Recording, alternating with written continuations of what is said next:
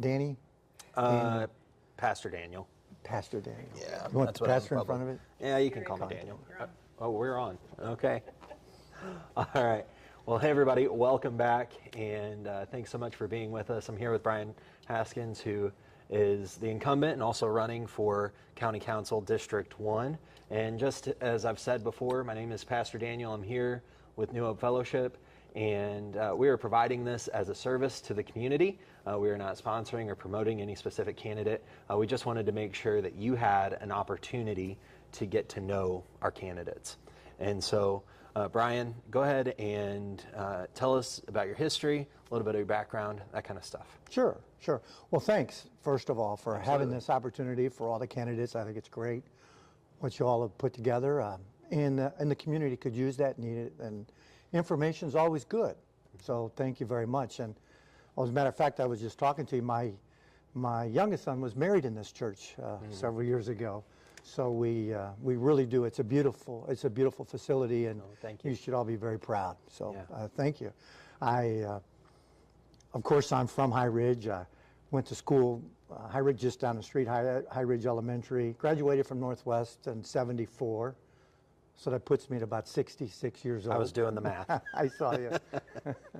66, and so, it was a little bit of time at college, not much. Went to Jefferson College for a little while, Southeast. But the beauty of Southeast was where I met my lovely wife, Becky. We married 43 years, 4 children, 13 grandchildren, all live in the area. So we get to see everybody, and we're very thankful and blessed for that. A great family. Our youngest son was here, married here. Our oldest son, Ben, works for the business. He's the one that works full time. So we're lucky to have Ben, and our business has been in High Ridge for 32 years. Gives us an opportunity to meet a lot of people from the community. We have a business that has over 700 customers. As you know, it's a storage facility. So we've been here for a long time. We've made our living here. Our customers are from here. So we really got to have a good opportunity to meet the folks. That's great. And you've been councilman for how long now? I'm in my first term last year. Okay. And tell us what the role of county council is. Well, what's unusual about the county council, it's like many elected positions. It's as much as you want it to be. It can be a lot, or it could be a little sometimes. For instance, District 1 is a lot because we don't have a lot of incorporated residents that get their services from a city. For instance, Arnold has 22,000 people, 21,000 people. So a lot of the services are delivered through Arnold that live in that district. Just like the District 5 has all the Quad cities and very small population. We're the opposite. We have over 600 businesses in District 1, nearly 30,000 people. It's a lot to oversee as far as the representing that group, but we do our best we can. It's a part-time position, but again, Daniel, it could be as much as you want or as little. Right. Thing about county council is you're the vote final on every dollar per string. So number one, we watch all the money, all the programs gets voted on. Everything comes through the county council. Zoning issues, somebody got business ideas, they want to bring your business idea, it has to finally be approved by the county council. And we oversee compensation for everybody that's elected. We're in charge of that as well. So everybody that's a non-merit employee and our elected officials. So there's a lot, and we're also responsible for putting things on the ballot. That's our responsibility. So if there's something going on the ballot, we can bring it forward. Charter amendments, we haven't had any, but I hope to see that in the next term that we start working towards getting our citizens a chance to vote on improvements on the charter. There's 4 other counties in the state that have this, and they've spent a lot of time bringing improvements. Jackson County, they bring votes to the people on the charter, and they can improve it and let the folks participate. Okay, that's awesome. And is this what other political areas have you served in? Is this your first one, or? No, no. Thank you, because I love talking about. I love talking about that because my first was the school district Northwest. It's really nice to graduate from a community that you've went through 12 years of education, and then you get to come back and represent that school district. So Northwest R1, I from 2009 to 2012, I thoroughly enjoyed that. Spent a lot of time working on the playgrounds and improvements and those sort of things, and then the fire district as well. I had a chance to represent that from 6 years, from 2009 to 2015. Okay, awesome. Well, thank you so much. And I do have a list of questions. Several of these were submitted by people in the community, and you had an opportunity to kind of go over these. And so we'll ask these questions now. I didn't get any questions. No, I'm kidding. Oh, we're going to ask them anyway. I'm teasing. So one of the questions, and I think one of the issues that a lot of people think about, is regarding the homeless population in our community. Do you have plans, or do you know of plans to address that? Well, I did see that question. I think it's a great question. Matter of fact, my wife and I, wasn't that long ago, we took in a homeless person. We had accommodations at the facility, and we had them live almost a year.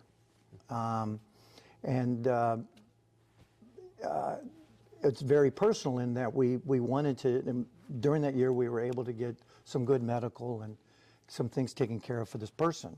And then there was a time where they needed to move on and find a home. And I think that it was very nice that your family, we worked with your family, and we had found a mobile home that we worked to put them in. Mm-hmm. So I think it's an effort that all of us can be involved in to some capacity. Mm-hmm. My feelings, I believe, is that we need to do more. Not everybody has in a position like you guys or we were to help and put a roof over somebody's head for a while, help them out. Mm-hmm. That's not available. And since it's not, we should be looking, the county especially should be looking towards, I believe, a faith-based solution. We have a lot of ARPA funds, which is certainly in the purview of qualifying for those funds. I think we could start looking for that, working together. I think the mental illness and the sort of go hand in hand with homeless and mental illness. I think you would agree. Mm-hmm. We could do both, and I think we're moving in that direction. I know I helped set up that original meeting with all the powers that be, and got that sort of rolling. Yeah. I think there was 9 of us. Yeah. And I think somebody left me with lunch. I think you offered. Oh, is that okay? Yeah. So no, that was very nice. So yeah, I'm glad to see that's going in that direction. Yeah, and I think it's good too that people that are in your position and the people who are at that meeting, that it's also members of our community who have that concern as well. Sure, we had Comtree there, the school district. Right. We had everybody there. It was great. You guys were there. Yeah. So describe an instance in which you faced an ethical dilemma and tell me how you resolved it. Well, I think just what we spoke about. It's really hard to take somebody in a position that they were out on the street, it was very cold, and we brought them in and put a roof over. And then what's hard is to take that person that you're helping and have to put them back on the street. Mm-hmm. Because in your heart that is it the wrong thing to do? You can't. So you're kind of torn. So how I dealt with it was getting help, and getting other people who could help solve that problem. Mm-hmm. And so that's how I reached out, and I felt really bad about having to remove that person's shelter, and at that point, and that's how I dealt with it. I looked for help. Okay. Do you have plans, or do you know plans to address the animal control issue in Jefferson County? Yes, I've been working a little bit with the county and the city's chief, Frank, that unfortunately Chief Frank is at Burns Mill, just Correct. for people who may not know. And we have a brand new facility, as you know, and it's been in the works for a long time. We have the facility. What we need is to finish staffing that facility, because right now, for this calendar year, is the first time we've canceled, and a lot of folks don't know this, but we've canceled all of our contractual arrangements with the cities.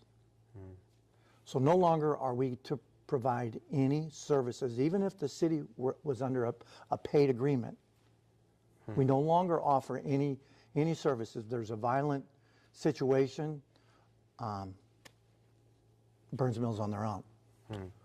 So I think that we could work on the budget and make sure that we get those positions staffed, so we can bring back, because that's one of the, I just got another call from our chief, and it happened again. We can't have our constituents, our homeowners, having to put down their own dogs in their yard, for example. It's too traumatic. So we need professionals to come in, and sometimes they can make it work out. But we have to get that. Right. That could be improved upon, absolutely. Okay. And I've certainly taken my fair share of the animals I've adopted. Well, Eric, I ended up having, let's see, I had 4 goats. So I'm on the adoption program for goats. Oh, I was talking to somebody yesterday who had a goat he didn't want. Yeah, we got 4. I got a great picture. I got 2 goats. It doesn't even look real. I got 2 goats in a tree. They're that athletic. Yeah, I know. They're also that mischievous. Hard to keep in, very hard. So. Yeah. What is your stance on preserving the ecology of the area while dealing with the growth? Well, I think we have to rely on our Public Works Department and those folks that are trained, and all the UDOs are in place. I know one time we were on the ambulance house was being built, and Jamie had a question with was beyond my measurements of soil running off where you see the black screens to hold, and we can measure the smallest amount of dirt coming through washing onto say Highway 30. So we have the capability and the oversight to control especially new construction beyond any kind of measurement that you can imagine, but we can do that. Right. And we can address it, and we can have the so having good people in place, which we do in that department. We have a great department at the county, and we have the UDOs in place. What are UDOs? All the ordinances of the county. Okay. And you could people and they're public. That all those ordinances are available to read. But we have those good ordinances in place. So as long as the developer, and all of our developers, they all want to do the right thing. So we don't have a developer that's building one little house in the woods somewhere that nobody knows or sees or permits. Right.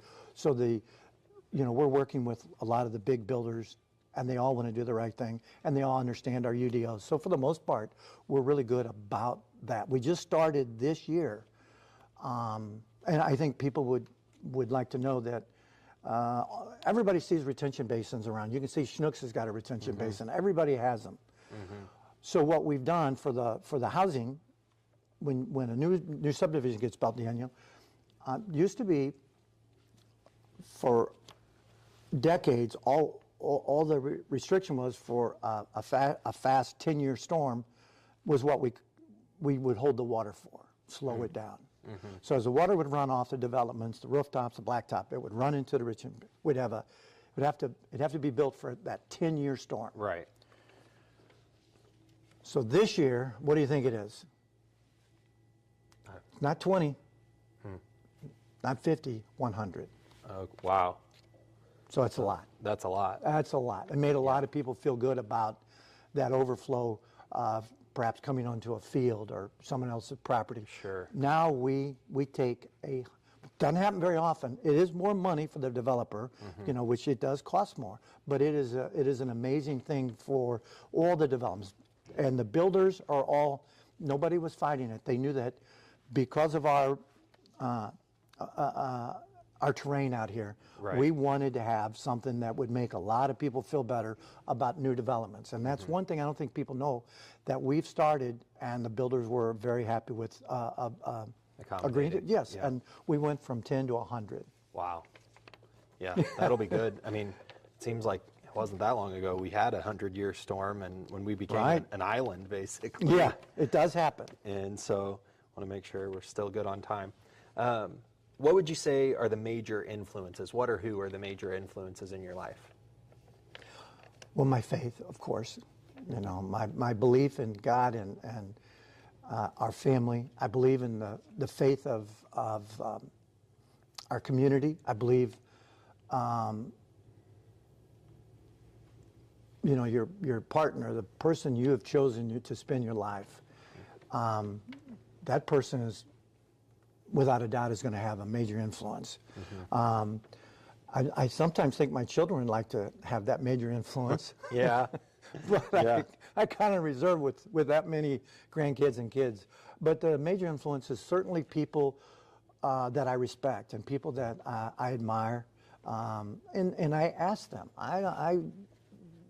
You know, I was teasing that I graduated from High Ridge with honors, but that was 6th grade. So I need help from the people at the county that influence how we should go forward sometimes, because you can't know it all. And so you reach out to the people that you respect, admire, and who have those answers. And so on that side, certainly. On the personal side is certainly my faith and my wife. Good. And then last question before we get to the lightning round, which are I call them fun questions. What do you think is if reelected, what's the first thing that you're going to try and work on? Charter Or what are you amendments. working? We've never had one. Not one. And this charter was written, and we're the only charter county that hasn't had an amendment. We haven't had anything to let the people vote on. So maybe term limits. Maybe people would like to see term limits for the state was 80%. 80%. Yeah.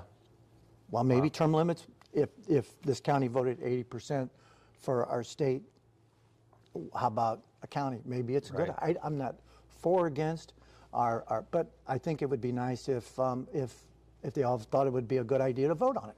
So term limits would be something that we could look at for the council and and the then put it on it, executive. and then let the folks finally vote. Sure. Okay. All right. Well, thank you, and we're going to go into the lightning round of questions, which, as I said, are the more fun questions. Were And these so- questions that I got to? No, Oh. you didn't get any of these. So it was intentional. So we'll start off pretty easy. What color is your toothbrush? White. White? Why'd you pick white? I want my teeth to be white. Okay. All right. I told you we'd start off easy. All right. All modesty aside, what are you better at than 90% of people? Doesn't have to be serious. What are you better at than 90% of people?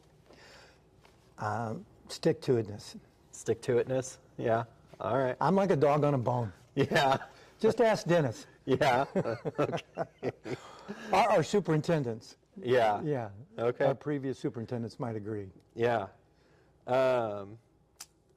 If you were having me over for dinner, okay, what would you make to impress me?